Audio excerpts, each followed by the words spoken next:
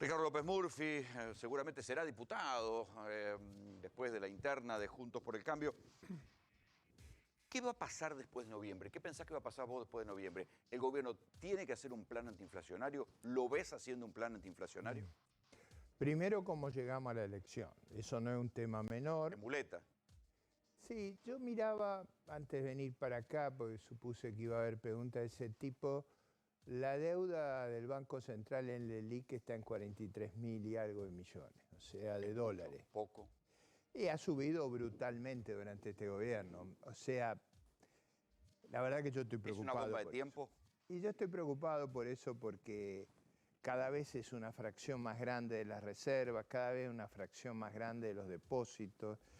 Eso no va bien. ¿Y si explota eso, qué pasa? Bueno, eso... Explícaselo a la gente común. Digamos, es decir, no es bueno que el sistema financiero esté orientado a comprar bonos del Estado. No es bueno ni para los bancos, O sea, los bancos ni le prestan para la la plata al economía. En realidad el déficit es desahorro. O sea, es sacar recursos del ahorro. Eso implica menos inversión. Y el problema que tiene Argentina es tener baja inversión. Eso implica baja creación de empleo. ¿Cómo se arreglan todos estos problemas? Con empleo.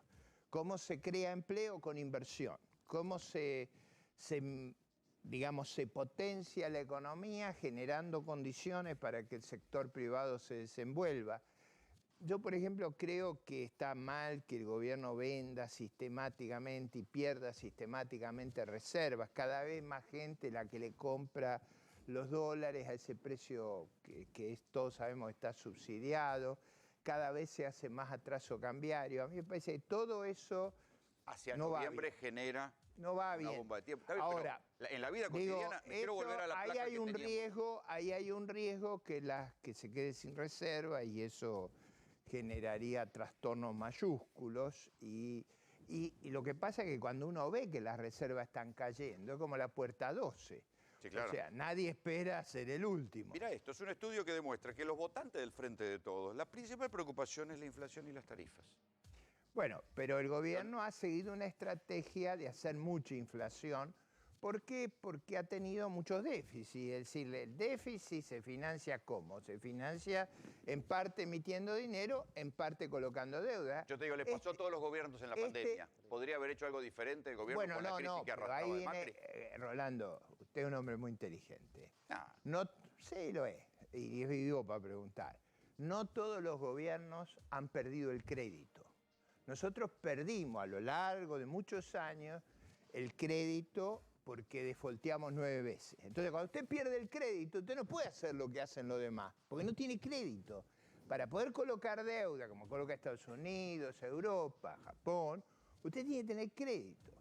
¿Qué otra cosa hacen esos países? Emiten dinero. Nosotros le hemos quitado 13 ceros a la moneda y probablemente le tengamos que quitar 3 más. Eso es, cada cero son 1000% de devaluación. Es decir, hemos hecho un desastre ahí a lo largo de los años que este gobierno ha venido agravando. Lo pateó para adelante. No solo pateó para adelante, recibió una situación fiscal que era más holgada que la que tiene hoy. ¿Y por qué? Bueno, porque, a ver, se lo voy a poner de una manera muy simple. El gobierno de Macri nos costaba en el año 19, en la Administración Nacional, 80.000 millones de dólares. Nos va a costar en el presupuesto que viene para el 22, 120.000 millones de dólares. Eso no puede ser. Argentina no lo puede bancar eso. Entonces usted sabe que va a haber una corrección. Ahora, además de esa corrección, usted tiene que llegar a un acuerdo con los organismos multilaterales y con el Club de París. Usted tiene unas demandas enormes hacia el futuro y tiene que encontrar un mecanismo que vuelva a poner en el centro del proceso de acumulación al sector privado.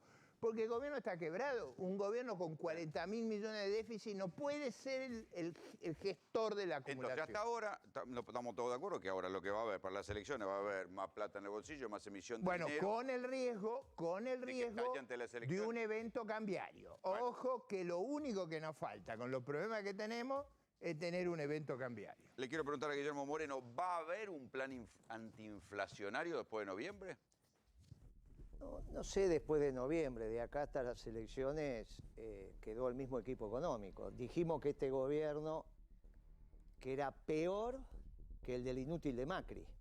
Porque mirá que si hubo inútil en la Argentina fue el gobierno anterior. Y nadie pensaba que iba a venir un gobierno que fuera peor, y vino uno peor. Me acuerdo de haberlo debatido con vos, sentado acá en un sillón, y vos hiciste, ¿cómo? Es peor.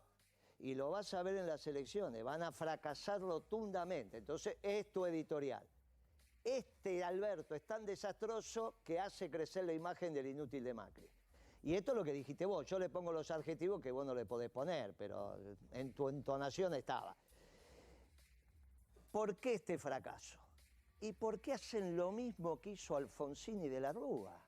Dos gobiernos socialdemócratas. Yo en eso rescato. ¿Sabe que fue profesor mío? Fue profesor mío. Fue. Me aprobó y todo. Fue profesor, sí. Mirá. Eso lo dice para remarcar la cantidad de años que tengo. No, si yo estudié de grande, no, volví a estudiar de grande. No se lo tenemos que permitir. No. Es verdad, los años los tengo. No, y es verdad que fui profesor. No, me lleva 4 años, 3, 4 años. Lo que pasa es que yo volví a estudiar de grande. No te olvides que me agarró la dictadura estudiando ingeniería. Se armó un lío bárbaro y volví a estudiar recién a los 25. Y este ya me vio de presidente del centro estudiante. Así que se juntaba algo, yo fui el único presidente del centro de estudiantes peronistas durante 6 meses, porque los radicales ganaron todo en el 83.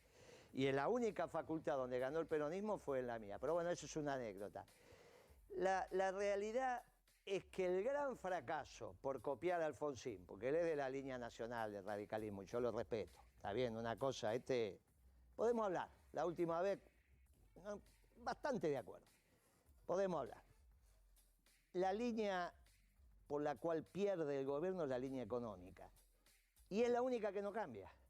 O la central. Ahora, pero en noviembre van a tener que hacer algo. Ahí yo les pregunto a los pero dos. en el medio está el diagnóstico que él acaba de hacer.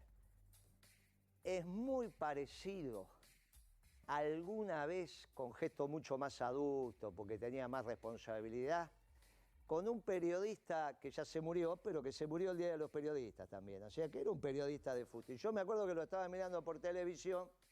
Claro, en ese momento tenía bigote y era más adusto. Pero me acuerdo que fue a la salida de la convertibilidad en la Alianza. Y todos le dijeron, mirá qué despacio que está hablando López Murphy, mirá con qué tranquilidad. Hoy me pongo nervioso, dijo ese periodista. Y hoy repitió el esquema. Hay que llegar a las elecciones. Si estos piensan en este gobierno igual que Alfonsín, piensan que hacer plata es gratis. O que solo es el papel y la tinta. Pero por eso yo hacía el paralelo con el 89. Claro. Digamos que estamos en un punto en el cual no se entiende lo que está calando la inflación, más allá de la macro, lo que está calando la inflación en la gente común que está pidiendo que se termine esta pesadilla porque las Hay dos soluciones no similitudes llegan. históricas que son ciertas. Una con el 75 por el desorden, la confrontación y los problemas que había en un gobierno de este signo. Y el segundo es verdad, es el año 88-89, donde la acumulación de lo que eran los parecidos a la LELIC y la LEVAC era muy grande. Y eso fue creando una situación muy complicada hasta que el 6 de febrero del 89 se escapó y ahí perdió las elecciones, digamos. ¿Y vos te acordás por qué? ¿Qué pasó el 6 de febrero del 89? Que fue el lunes. El domingo a la noche, a las 8 de la noche, sale un comunicado del presidente del Banco Central, que es el 5, que a la sazón era Machinea. Y dice, la mesa del Banco Central se retira del mercado. Ahora, Machinea sabía, como lo dijo el profesor, que ese día terminaba el gobierno de Alfonsín, aunque terminó el 8 de julio, cuando le entregó el mando. Tuvo un gesto patriótico Machinea, ¿eh? Ese Machinea, que nunca más hablé con él, tuvo un gesto, como lo tuvo Zurduil. Hay momentos en que la patria está primero. Y esto que está haciendo el Banco Central, que tiene un militante radical en la presidencia, no está teniendo el gesto. Entonces está llevando... O sea que la verdadera bomba de tiempo es la de las LELIC. Es lo que está pasando en el Banco Central. incluso es peor, porque cuando vos agarrás todos los pasivos remunerados del central están en 4 billones. 4 billones entre el ELIC y pases. 2,3 y 1,7, por ahí están los números. Lo que han hecho, o sea, agravar lo que recibieron de Macri, había que hacer un esfuerzo enorme. Y Alberto lo hizo. Alberto lo hizo. Heredó un desastre de Macri y lo agravó. Nos quedamos sin adjetivos. Alberto y Cristina, ¿no? Para no... Sí. ¿Después de noviembre? Yo creo que después de noviembre, si no tienen cuidado, porque el problema es que al mismo tiempo que han hecho este desbarajuste, están con medidas hiperpopulistas. O sea, están como diciendo, pasemos frente a la Santa Bárbara con la nafta y jugando con los encendedores. O sea, es una cosa que no está bien. En noviembre hay que enfrentar el problema. Y el problema hay que enfrentarlo, yo creo, de la manera más razonable e inteligente posible, que es primero diciéndole la verdad a la sociedad de las dificultades que tenemos. No basta de macanear. Y lo segundo es con responsabilidad buscando una salida, que es exportando más, por ejemplo, una locura de volver a fundir la industria de la carne. Es una locura. Pero ya está Domínguez intentando recomponer Bueno, eso sería inteligente, liberar eso. Sería inteligente dejar de vender dólares para el turismo, para... Es decir, el país no los tiene, los dólares, no tiene que venderlos. Esos tienen que ir al mercado libre. ¿Cuál es el sentido, Rolando, de vender dólares para que la gente viaje? A ver, dígame a precio regalado. Nada. No tiene sentido. Entonces eso, No generar yo diría, bronca la en la clase industria del media. conocimiento, esa le acaban de sacar las retenciones, pero en realidad la tienen que poner al mercado libre, porque es muy fácil irse. Usted no se puede llevar las fábricas y los campos. Pero No se sí la puede, plata. pero el cabeza, el software, que en eso somos muy competitivos. Ahora, fíjese una paradoja, nosotros somos hipercompetitivos. La mayor parte de los unicornios que hay en el mundo, del mundo latino, digamos, de América Latina, son argentinos. Nosotros caemos en las exportaciones esas y ganan mucho Uruguay, Chile, Rumania. Hay algo que está pasando Ricardo, mal. ahora, a ver, porque podemos estar de acuerdo en muchas cuestiones. Ustedes los dos son de formación económica, los dos son dirigentes que tienen una particularidad, cada uno desde sus ideas se meten en el barro, se meten entre la gente, habitualmente lo vemos en transporte público, o sea, acá el caballero a mi izquierda se embarra los zapatos y saben lo que le está pasando a la gente. ¿Qué hacemos con los dos informes que venimos de ver? Una señora que lejos de por ahí le están respondiendo con que si puede elegir un destino turístico para el previaje, pero ella es una jubilada que mientras tanto llega a la góndola y tiene que elegir Papel si higiénico lleva, de claro, exacto, Bueno, o si lleva pero un arroz de 500 o de 400 porque es más chiquito, entonces le sale menos. Y por el otro lado tenemos la situación de Margarita Barrientos, que dice, está yo claro. trabajo para dejar de existir, No. pero todos los días me llega gente nueva al comedor. Está claro. Déjeme las dos cosas. Prometerle a los jubilados viaje en esta situación, después de haberle hecho la quita que le han hecho, la verdad, es una farsa. Porque la quita como la han hecho. Han modificado el ajuste que era por salarios y por costo de vida, cambiaron la variable de ajuste, todos sabemos en qué se tradujo eso. En una caída, yo creo, entre 10 y 15% del nivel de jubilación. Eso es lo primero, que es muy delicado. Lo segundo es cómo se sale de estas cosas. De estas cosas hay una sola forma de salir, que es con el crecimiento económico, generando empleo. Cuando Margarita dice lo que dice, yo la conozco hace muchos años, la única manera es que la gente vuelva a trabajar. Argentina fue un país de trabajo, no había estas cosas. Ahora, para volver a trabajar, usted tiene que poner en el centro del crecimiento al sector privado y dejar de hostilizar al sector privado, darle oportunidades a las pymes. Yo creo que hay muchas iniciativas que se pueden tener. Yo tengo un montón de iniciativas, hoy no vamos a tener tiempo de desarrollarlas, pero en cuanto a crear condiciones para la inversión, por ejemplo, yo alguna vez pensé, todos los impuestos que van sobre la inversión, usted los puede, digamos, ganancia, amortizar inmediatamente. O sea, usted deja y se acaban los problemas del ajuste por inflación. Y el IVA, en vez de cobrarlo cuando usted invierte, usted hoy si una pyme invierte y compra una máquina, lo matan para financiar el IVA. En vez de cobrarlo ahí, lo deja y lo cobra cuando vende. ¿Me sigue el razonamiento? No, es un poco técnico, pero lo que quiero decir, se pueden crear condiciones para volver a movilizar ese sector productivo. Lo mismo en el turismo. Por ejemplo, a mí me parece una locura haber cerrado el país como lo han cerrado. En todo el mundo los aeropuertos están abiertos, funcionan. Mire, yo tengo que viajar a Corrientes y Chaco. No se consigue avión para ir a Corrientes y Chaco, no mañana. Estamos hablando de muchos días en adelante, no consigo. Ahora, ¿cómo puede ser eso? Nosotros tendríamos que tener normalizada todo el funcionamiento aéreo, interno y externo. La gente que viene en aviones viene con las 2 vacunas. Si hay alguien que es vigilado, son esos. Quiero cambiarles un poco el eje. Al revés, no, déjeme una sola cosa. ¿Qué parte no es vigilada? Miren, en la frontera norte, en Salta, en Jujuy, en Misiones, pasan cosas increíbles. Eso no lo vigila nadie. Vigilamos los aeropuertos, que es donde la gente tiene más control sanitario, porque se lo hace en la misma línea aérea. Usted no se va a arriesgar que se contagie la gente arriba del avión. Esa cuestión de la ineficiencia del Estado para cumplir con las propias reglas que el Estado impone o que propone, es lo que se plantea con el gasto social. El gasto social es inmenso en la Argentina, un país que cada vez produce menos, pero tiene más gasto social porque necesita ir tapando baches. Y buena parte de ese gasto social termina malgastado en ejemplos irritantes como este que van a conocer ahora. Uno de los narcos detenidos en la Villa 1114 cobraba planes sociales. Véanlo.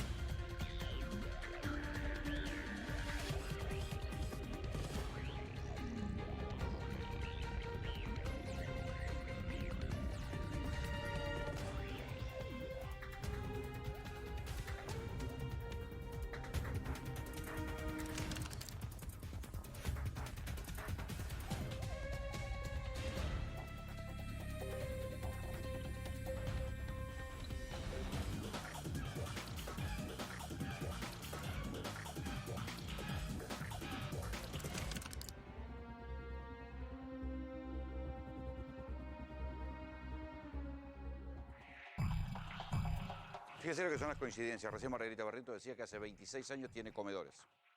Hace más de 20 años que yo hago informes sobre los narcos peruanos, que son los mismos, generación tras generación, que manejan la Villa 1114 y no lo logran erradicar. ¿Por qué? Si hubo una causa judicial que los terminaron arrinconando, sin embargo, siempre les quedaba una callecita y siempre Gendarmería justo en ese momento se iba y los narcos volvían a vender, no importa. Esto que ustedes ven ahora, acaba de suceder en esta semana, donde una nueva investigación, ahora mucho más moderna, antes lo hacían con helicópteros, ahora los pueden ver con drones, y eso es lo que mostraban el funcionamiento de la estructura de venta que se va adaptando a los nuevos tiempos desde un dron. ¿Qué dice este nuevo capítulo judicial? Johnny Ray Arnao Quispe, el Pantro, 38 años, peruano.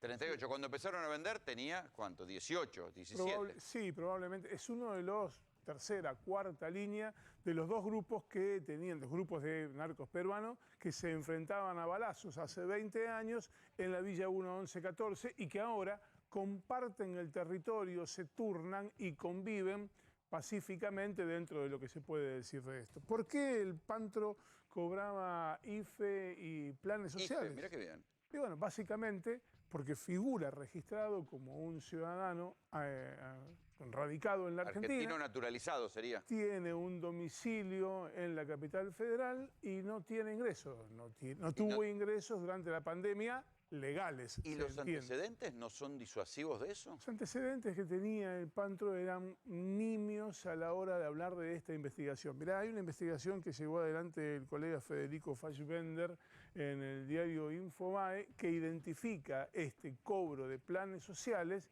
e identifica todos los que colaboraban con él en la estructura de venta de drogas. ¿Qué significa? Que había heredado parte del negocio de las grandes bandas que tenían Ruti y Marcos, los históricos narcotraficantes peruanos, y que además operan en un sector que está incluso hasta delimitado geográficamente. Son 7 hectáreas dentro de la villa del barrio de Flores, llamado justamente el sector de los peruanos. Todo el mundo sabe que allí dominan los peruanos. Bueno, acá están los detalles de este muchacho.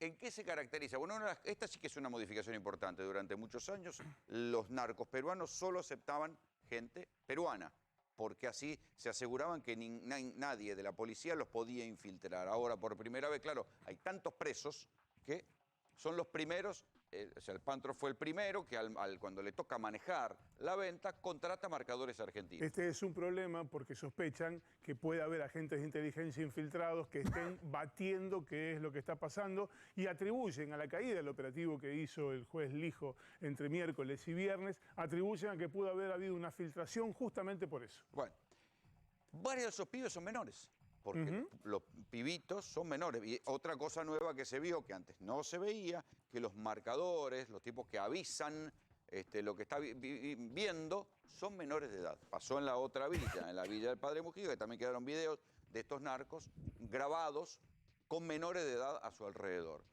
Puntos de venta dentro de la villa, móviles, está la otra cosa, ya no hay puntos de venta fijos, sino que lo que hay ahora son arbolitos, ¿no? Que lo van a ver en el próximo video. Hay arbolitos que se paran y dicen alto, bajo, y tienen una venta diferenciada. Uno vende cocaína, otro vende pasta base y otro vende marihuana. Se han diferenciado, pero lo loco, lo que a mí más me llamó la atención, yo lo vi en la Villa 31, pero se repite en la 1114, es que ofrecen la mercadería, algo que yo no vi en ningún lado, ni siquiera en la favela de Brasil. Los tipos ofrecen la mercadería y la gente viene a comprar. Y están al lado del verdulero, véanlo.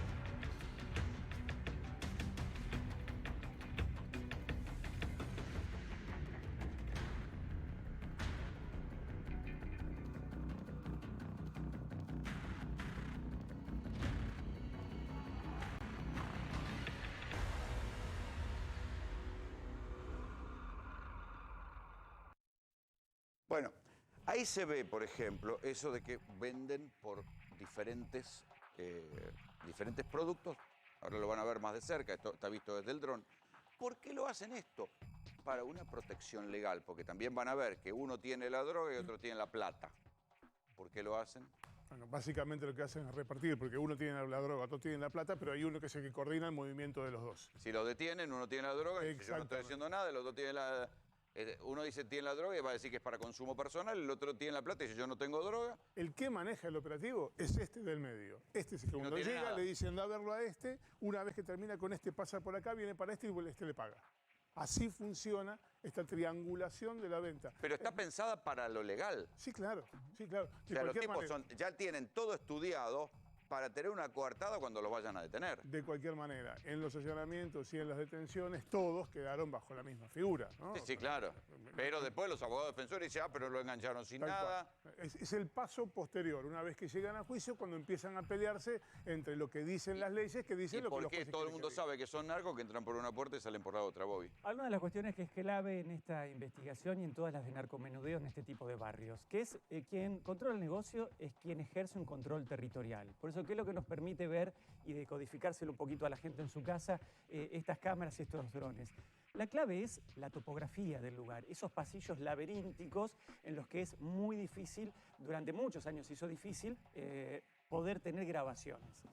Porque además tienen este sistema piramidal en donde la base son los marcadores, los pibitos a los que reclutan, muchos de ellos no casualmente menores, que rápidamente alertan sobre gente que no es del barrio. El ingreso de un vehículo que no es, alguien que viene caminando y que no es identificado como del barrio. Bueno, acá está la estructura, ¿no? O sea, los más en la escala, los satélites que son los que custodian a lo lejos. Ahora cada Pantro vez lo más. fue. Hay que decir que Pantro, Claro, que claro. ahora heredó, entre comillas, por la situación de estar detenido Marcos y de estar fuera del país su hermano Fernando Pitti, con quien hicieron un acuerdo de paz y se reparten las semanas, las zonas y el negocio, Pantro en su momento fue uno de esos pibitos de la escala Claro. baja. Fue un marcador que después ascendió a la siguiente categoría, que es la de los chalecos, que es el primer cordón de seguridad. Los que si alguien va a comprar, lo requisan, le revisan, hasta le revisan el celular, por si desconfían Claro. que por ahí puede ser un agente encubierto de la O si policía. tenés una cámara oculta, si Claro. queremos entrar a nosotros. Bueno, ¿Sabés qué es lo nos ha terrible, pasado. Rolo, de esto que está diciendo Bobby? Es que en este momento, uno de los que están custodiando ahí como satélites, como chalecos, es el futuro jefe narco Claro. de eso dentro de 5 o 6 Porque años. es una estructura bien Igual. organizada. Entonces, los que custodian a lo lejos, los que están en las esquinas, yo cuántas veces entré y están los marcadores que avisan si está entrando un periodista, un patrullero o un auto sospechoso. Los chalecos, estos son los que están armados, ¿sí? Que, para que nadie vaya a robarle la droga ni la plata a los vendedores, y los vendedores propiamente dichos. Igual, aunque te detengas a todos estos, no vas a llegar al jefe. Lo que me explicaban en la gente vinculada con la investigación es que además de todo esto, estamos hablando de una parte de menudeo.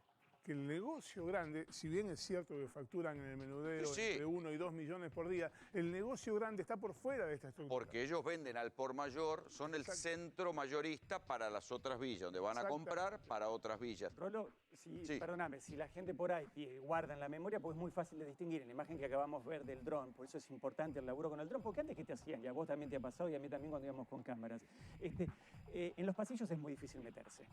Tienen el control territorial. Los marcadores avisan. Cuando reformularon o reformaron la cancha de San Lorenzo, pusieron domos que supuestamente eran para las calles periféricas. Los tapan con pasacalles. Los tapaban con pasacalles, ponían mensajes de cualquier cosa, Pepito ama a Pepita, y vos no podías grabarlos. Ahora el dron permite ver algunas cosas. El señor que veíamos de campera amarilla es el famoso Pantro, que ahora heredó el negocio en el territorio, el que insólitamente cobra, no solo cobró IFE, sino también asignación universal por hijo. Hoy permite ver esto. Y está todo el tiempo rodeado de chiquitos que los utiliza claramente como escudo. Además, situación que también vimos en el barrio Mujica, ya en Lugano. Y esto es un fracaso doble de la política, porque acá Totalmente. han pasado gobiernos del PRO y gobiernos peronistas, y la ciudad desde hace años, esto sucede en Ciudad de Buenos Aires, y gobierna el PRO, y no le encuentran la vuelta. Fuerzas federales, fuerzas de la ciudad, ahora la Villa 1114 va a pasar a control de la ciudad, y nadie le encuentra la vuelta. Vean ahora cuando uno va al terreno, esta es una cámara oculta nuestra, comprando en la Villa 1114.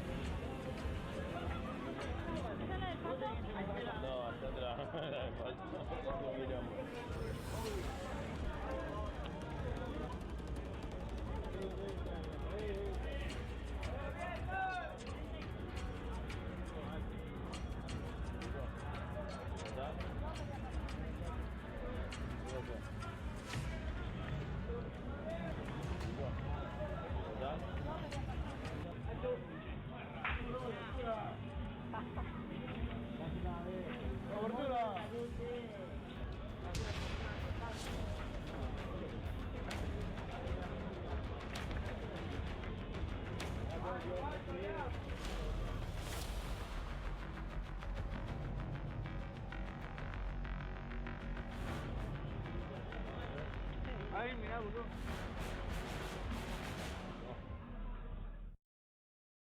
La justicia va por detrás de los hechos. La justicia juzga algo que ya sucedió. Pero es la política la que tiene que intentar evitar que esos hechos se vuelvan a repetir o hacer algo para que esto se corte. Sin embargo, así como hace 20 años que aumenta la cantidad de gente que va a los comedores, hace 20 años que el descontrol en las villas de emergencia aumenta y en casos como la Villa 1114 tiene fecha. 20, 22 años es que empezaron a tomar el control de esa villa. ¿Qué se puede hacer, Ricardo, desde la política para esto? ¿Cómo lo ves vos? Bueno, un punto ahí interesante es la declaración de Marcelo Saína, ahora cuando se reunió con Ariel Fernández, que dice, en Santa Fe perdimos el control. Rosario, perdimos el control. Bueno, ese es un tema que el Estado no puede resignar. Hay cosas que el Estado no debe hacer, hay cosas que debe hacer. Una de ellas... Una que no debe ser darle planes a un narco. Bueno, va de empezar a hablar. Va de suyo. El otro día Yoma decía que los planes 33 llegan a la gente, 33 se quedan en las organizaciones y 33 va a lugares non santos. Le dicen a la bolsa esa la burra, así que imagínense lo que es tema de disputa en todas las organizaciones del gobierno actual, quién maneja eso. Pero digo, Saín decía que habían perdido el control de Santa Fe, sobre todo de Rosario. Yo creo que eso es inaceptable. El Estado no puede perder el control de la violencia. O sea, el Estado de Derecho ejerce el monopolio de la violencia. Para eso existe. Es la tarea que no puede renunciar. No necesita tener boliches, ni hoteles, ni muchas de las tonterías que hace, pero sí necesita imponer el orden y el Estado de Derecho y combatir a la criminalidad, sobre todo esta criminalidad que está muy asociada a eventos. Muchos de los que han venido a la criminalidad a hacer de chaleco vienen de Sendero Luminoso, o sea, vienen de una Tienen actividad... una organización mucho más sofisticada que los narcos argentinos. Eso da una idea del problema y del riesgo que corremos. Yo estaba el viernes en una conferencia internacional y usted vio que la zona entre Colombia y Venezuela se ha vuelto tierra de nadie. Los incidentes contra el presidente Duque, ahora se sabe, lo financió el ELN. Ahí lo mataron a Santrich, que era uno de los jefes de la FARC, que se había entregado y después se escapó, bueno, digamos, pero no lo mataron por un problema ideológico. Lo mataron por esta cuestión. La guerrilla se ha identificado con el narco y se ha generado una situación de riesgo, de Estado fallido. Eso es lo que está ahí en esa frontera. Eso es lo que pasa cuando el narcotráfico irrumpe. Y yo digo, eso es inaceptable y tenemos que ir a buscarlo. O sea, yo creo que la estrategia de ir por detrás no sirve. Yo creo que hay que ir a buscarlo. En eso a mí me parece que Patricia Bullrich hacía una estrategia agresiva. Y me parece que eso no se hizo bajo la acción del anterior ministro, como no se lo hace en el sur, como no se lo hace en lugares donde se disputa la soberanía del Estado. Nosotros no, bueno, en la área marítima exclusiva no disputan. La flota que viene de China, que ahora está depredando el Pacífico, cuando yo era ministro había 100 barcos ahí en las 200 millas, ahora hay 700. Claro. O sea, nosotros tenemos que cambiar la mentalidad. El país no puede estar en estado de indefensión y no puede aceptar que la criminalidad dispute el monopolio de la fuerza. Y la única forma de dar vuelta a eso es fortalecer ese aparato del Estado, el de defensa y el de seguridad, y pasar a la ofensiva. Guillermo, ¿qué pensás? ¿Qué hay que hacer? ¿Cómo intervenir en una villa como esta? Es muy sencillo, ponés el cuerpo y va. Qué pasillo chico, que no podés entrar, esas son todas tonterías, yo los entiendo, pero mira si un funcionario no va a ponerse el cuerpo. Mira, cuando el mercado central no era muy distinto. Duró un día, llegué, prostitución infantil, droga, todo esto, listo, se terminó. Y se terminó. Ibas vos, hacía, no encontraban nada. Después iba alguno y decía, mira qué sucio está el mercado. Porque claro, a las 5 de la tarde se junta la basura hasta que viene la pala y lo carga y sacaban la foto. Eso es todo lo que se podían quejar.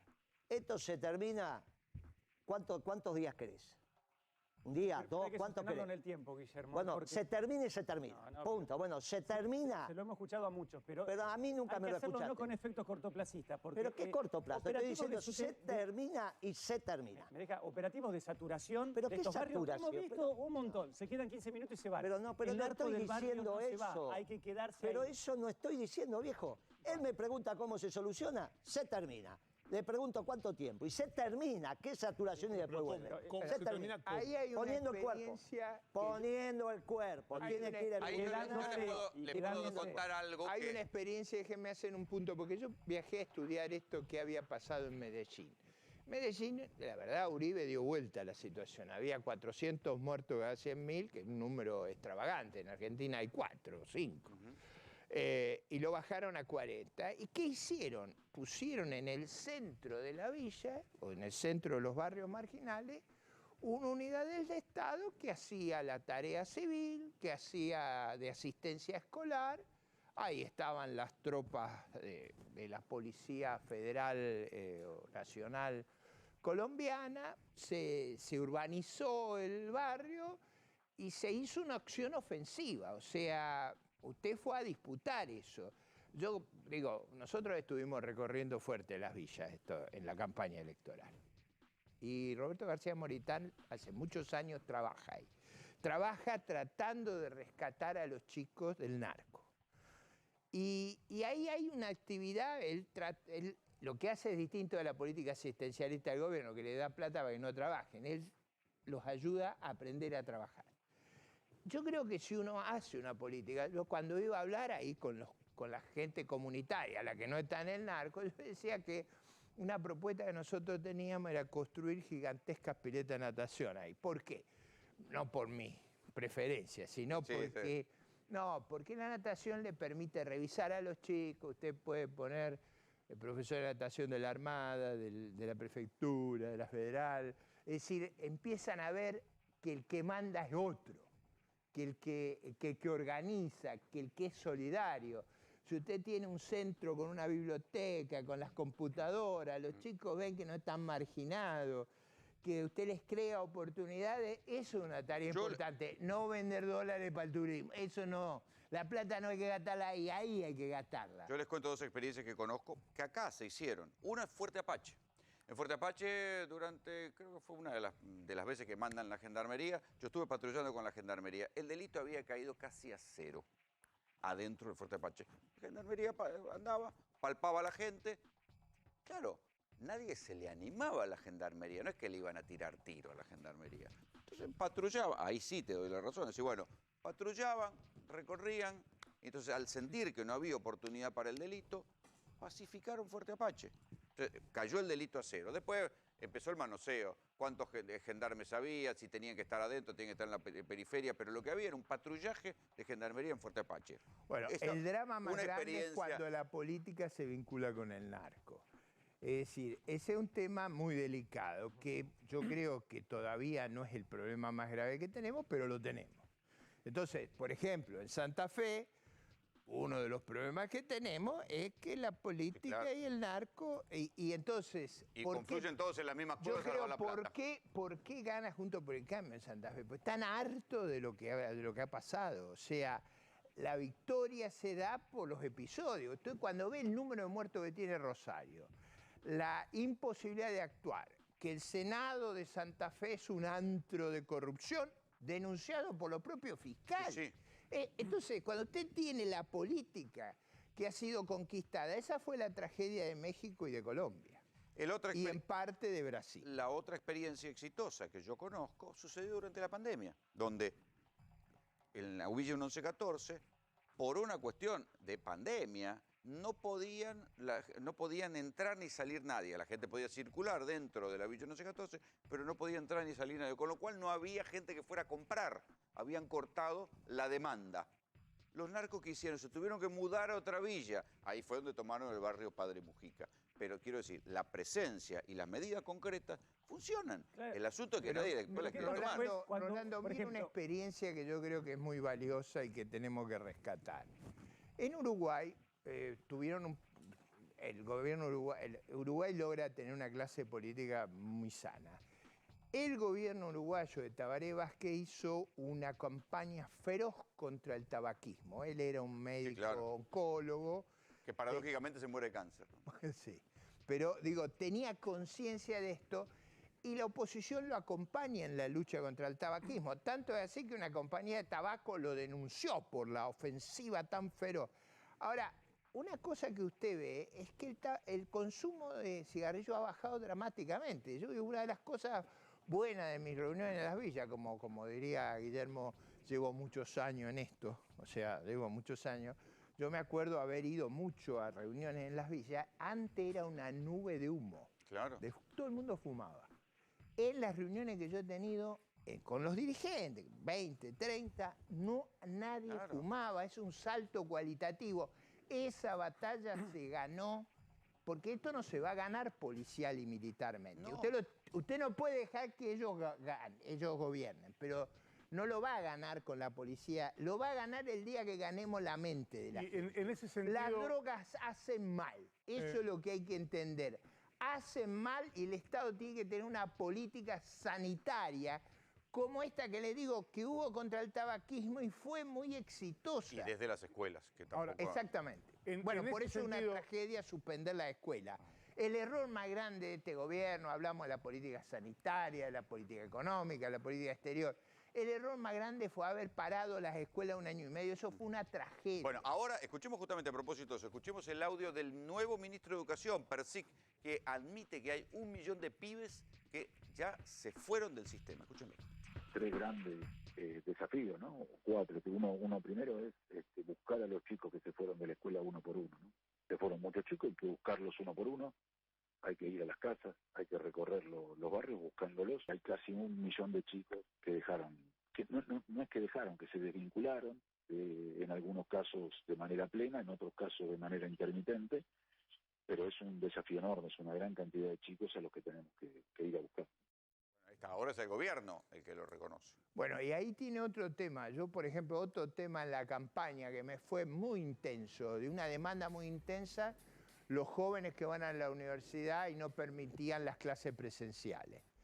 Yo estoy en UCEMA, yo soy profesor, ahí hay clases presenciales, pero digamos, en otras universidades no hay clase presencial. Entonces los jóvenes me decían a mí, hace 2 años que voy a la universidad, nunca conocí a mi compañero. Bueno, también Rolando, el nuevo ministro se refirió a las clases universitarias y dijo que de a poco iban a tratar de... Bueno, sean eso es lo que presenciales. tenemos que resolver. Porque- ¿Cómo puede ser que reanudemos el fútbol, los casinos y no las clases? Pero él lo que la explicación que dio es que justamente cuando se habían inscripto en un cuatrimestre chicos daba ejemplos de José Cepaz de Moreno, que no tenían la oportunidad de viajar, no les podían cambiar las reglas del juego tan rápido. Iban a esperar que termine este cuatrimestre para que en el próximo cuatrimestre iban a comenzar con la presencialidad plena también en las universidades. Bueno, ahí alguna fíjese, en UCEMA tenemos la bimodal, o sea, lo podemos hacer virtual y lo podemos hacer físico.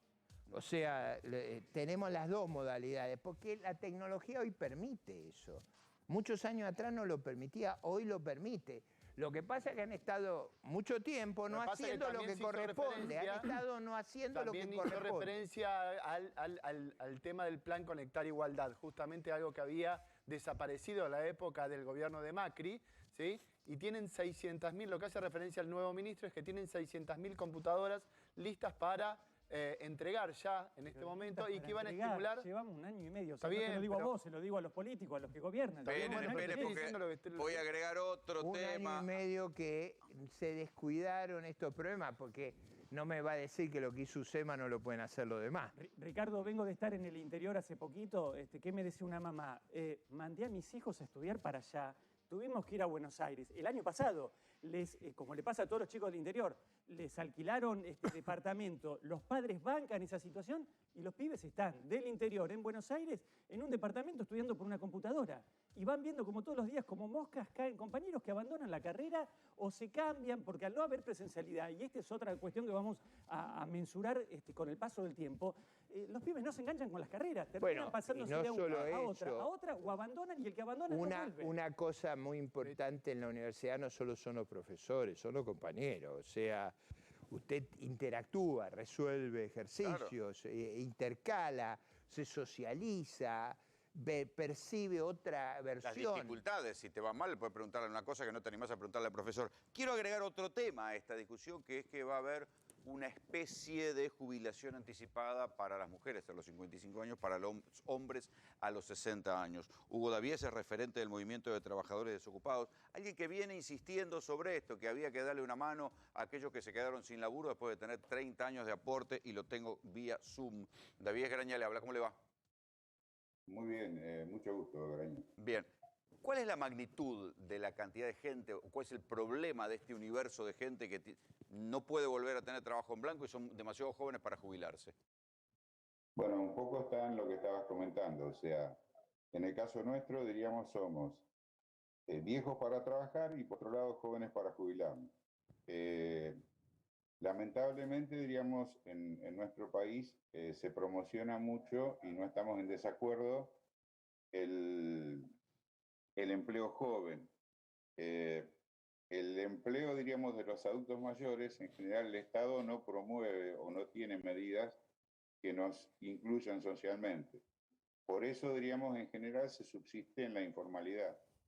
En el caso nuestro, diríamos, la cantidad estimativa que tenemos de estadísticas oficiales del ANSES a abril del 2015, éramos 32.000, 33.000 personas, más o menos. Con más de 30 años de aportes y un año de desocupados. Y 5 años menos de la edad jubilatoria, que es más o menos lo que contempla en la inclusión, diríamos, si es que salen las medidas que trascienden. Sí, pero, a ver, quiero decir, lo bueno sería que consiguieran laburo, porque yo sé que jubilarse a alguien que todavía se siente activo para poder trabajar no es precisamente una buena noticia. No, en eso coincidimos totalmente, y más en el caso nuestro. O sea, en el caso nuestro, ya al tener 30 años de aporte, tenemos cultura de trabajo. Y en general, diríamos,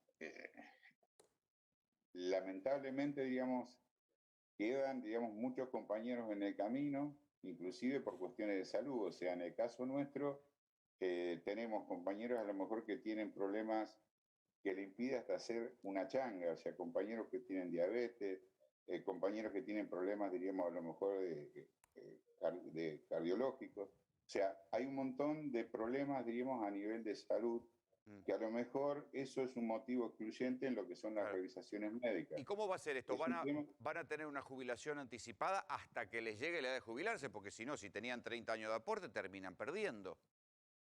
Sí, es así. O sea, lo que ha trascendido a través de los medios. O sea, nosotros, hasta que no esté el comunicado oficial, no decimos nada, porque en cierta forma hay muchos compañeros que tienen expectativa y no sabemos si están incluidos o no en las medidas. Lo que creemos, diríamos, que va a salir es, a nivel de lo que trascendió, 5 años menos la edad, tanto en hombres como mujeres, más de 30 años de aporte, y dicen que tendría vigencia hasta el 30 de junio del 2021. O sea que es una medida por única vez para actualizar ese padrón de gente que está en el aire. Sí. La cifra, como te decía antes, la del 2015 éramos 32.000 y fracción, y supongo que debemos ser como máximo 40.000, porque si bien el desempleo pudo haber aumentado, no es proporcional a la gente que tiene más de 30 años de aporte. O sea, por eso, diríamos, no creemos tampoco que las cifras o sea, que no sea tanta mucho gente. en esa... Claro. Sí. Davies, gracias por el contacto. No, gracias a ustedes y bueno, y a disposición. Muy amable. ¿Sirven estas cosas, Guillermo? No, el peronismo es crear trabajo. La verdad que Perón decía un gobierno esclavo de un pueblo libre. En eso lo escuchaba a López Murphy y no tiene nada que ver con lo que hicieron en el gobierno anterior, que destruyeron el trabajo por todos lados. Pero está claro que él no estuvo. Tiene unas visiones donde nos podemos encontrar. El peronismo es crear trabajo. ¿Qué es lo que hicimos con superávit fiscal primario, vendiéndole al mundo más de lo que compramos? Esto es una fuerte balanza comercial. Tenés que tener un tipo de cambio competitivo, una administración del comercio. Acá tenemos que resolver la macroeconomía como lo hicieron Duhalde y Kirchner.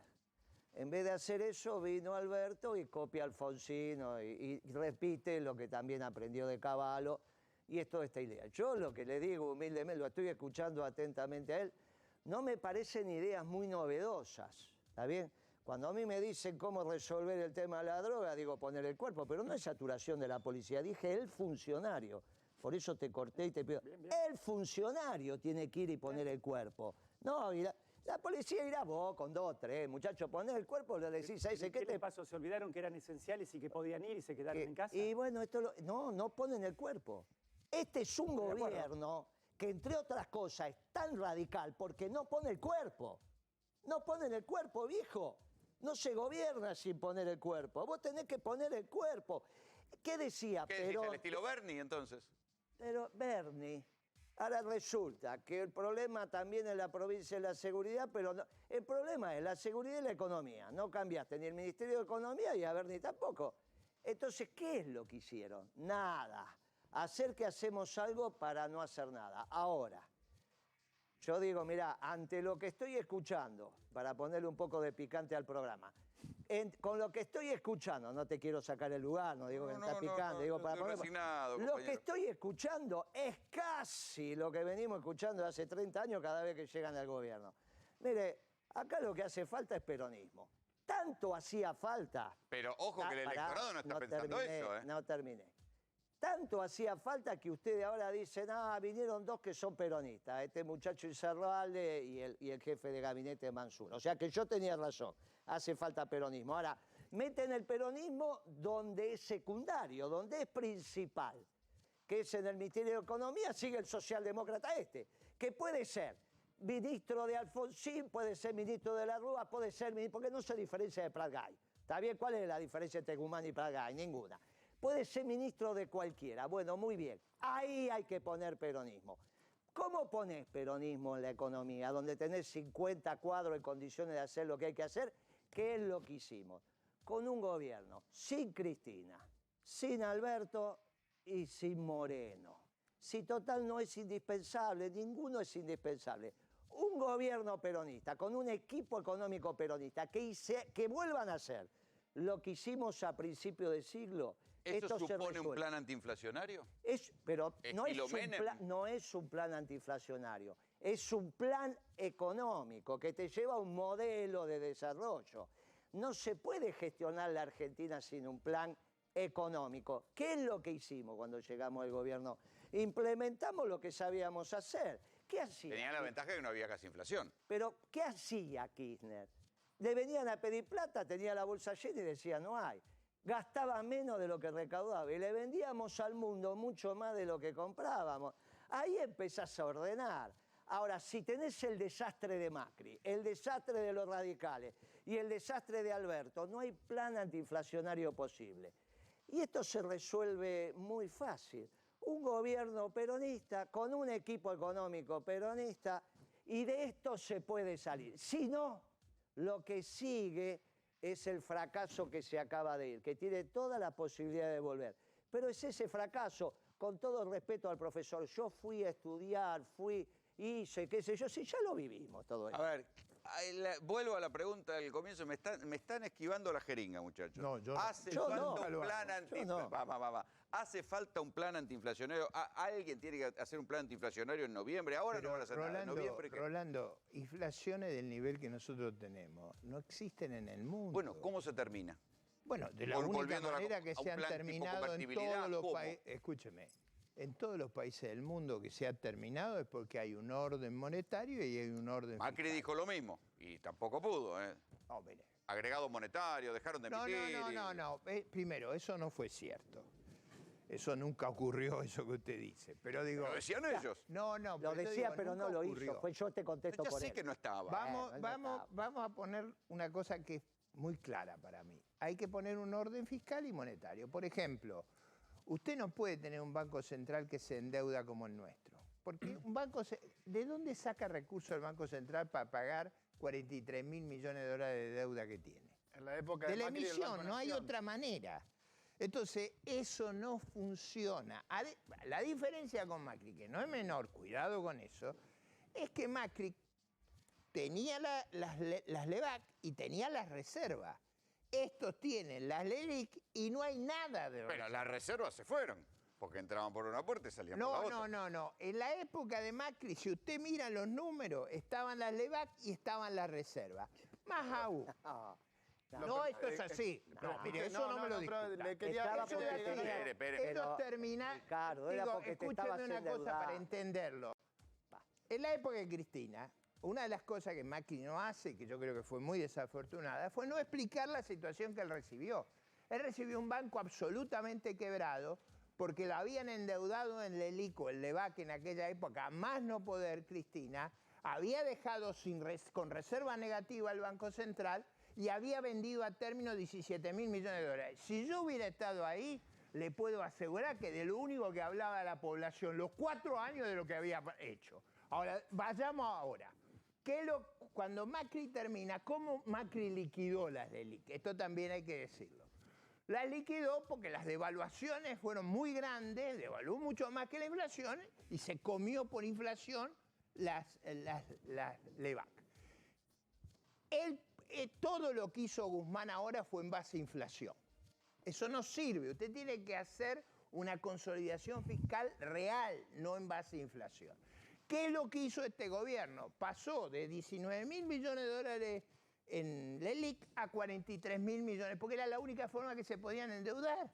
Y han endeudado a la tesorería de una manera bárbara. Y lo que es peor, en el presupuesto que vienen, están diciendo que nos van a endeudar de una manera atroz.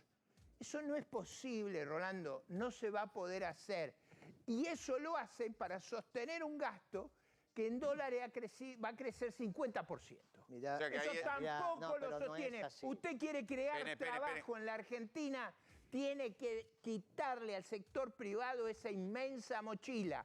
Si a nosotros nos ponen una mochila de gasto de esa envergadura, nos aplastan a todos. Mirá. Caballeros, les agradezco mucho que hayan venido ambos. No, pero Les agradezco el debate. déjame un ¿Qué segundo pasó? porque lo que dijo no está bien. Si no, estamos complicados. A ver. Porque lo que hizo la bestia de Macri fue endeudarse en dólares. Traía los dólares acá. Los cambiaba en pesos porque endeudaba el Estado para sus gastos corrientes. Los cambiaba en pesos, pero como sobraban pesos, tenía que mandar las LEVAC al mercado para secar. Con lo cual, con un solo préstamo pagabas 2 veces tasa de interés. Afuera y adentro. Vamos, muchachos, esta es la verdad. No, pero, ahora, vuelva al gobierno peronista y vamos Guillermo, para adelante. Vamos, ahora sí termina el programa. Eso está muy estudiado. Lo que yo le digo está muy estudiado. Si en todo caso uno puede decir, un comentario que es cierto, es que Macri licuó las LEVAC con inflación. Eso es verdad, y con devaluación. Los primeros Eso 2 fue años hizo lo que yo te dije. La deuda creció mucho en el segundo gobierno de Cristina, creció en el gobierno de Macri, parte por los muertos que recibió de Cristina, pero en ningún gobierno creció como en este. Este es el gobierno que más ha endeudado al país. 50.000 millones de dólares. Este fue peor que Macri. Sí, ahora, yo lo que te digo ahí, esos son los 2 años de Kicillof. Lo ocultan a Kicillof porque es amigo también de los radicales y son todo lo mismo. Muchachos, esos son los 2 años de Kicillof, que cuando empezó esto. Empezó con Kicillof, siguió con Macri y termina con Alberto. La única solución, el peronismo. Les agradezco el debate, porque si no, ganan las elecciones y dicen que no son los... No, estos no son, este que ganó es radical, si se parece más. Vamos a la ahora, no pausa, es tu gracias. línea, se parece a Moró.